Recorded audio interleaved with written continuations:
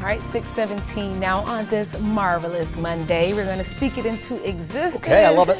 Starting a new Make work it happen. week. Hopefully the weather can help, Rob. I think the weather's going to be fairly nice today. Continuation of what we had over the weekend. Maybe not as sunny all the time. And we're starting a little chilly, but maybe not as cool as it was in spots yesterday morning. So we're going to watch those numbers, I think, perk up to near 70, maybe into the low 70s. We're going to keep the skies mostly clear to partly cloudy throughout the day today and tonight.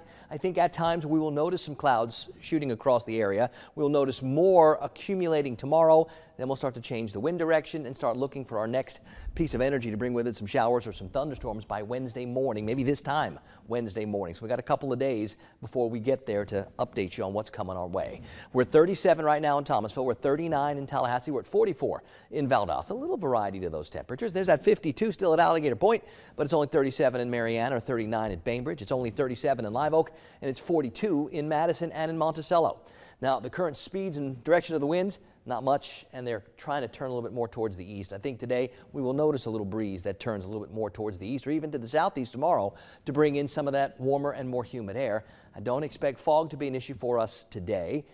Might be a little bit of a noticeable issue tomorrow. And then, of course, we're looking for that energy on Wednesday. It's not going to be fog that we're worried about Wednesday morning. It's going to be showers and storms coming this way. Now, for the next couple of days, it's about where does that energy go, how much moisture, how much instability is present when that boundary gets here, because that boundary is what's going to shake the showers out of the clouds, and that boundary should get here early Wednesday morning. It should also exit early Wednesday afternoon. So we're not talking a full day of rain here, maybe just a couple hours and then done. We could have a couple of stronger thunderstorms mixed in there. So definitely some things for us to keep our eyes on. Please keep checking back with us. Futurecast will get us through today, tonight, tomorrow. Just some clouds at times, more clouds during the day tomorrow, and that wind shift bringing in the warm, more humid air. So when that boundary does get here early on Wednesday, it'll have enough to work with to give us at the very least some showers and maybe a couple of just regular garden variety thunderstorms. But the potential for a couple of bigger storms will be there. I think the best chances for the biggest weather is going to be off to our north and west, but we'll certainly be keeping our eyes on all of that for you. And then it gets through and we're done and we clear right back up for a couple of days.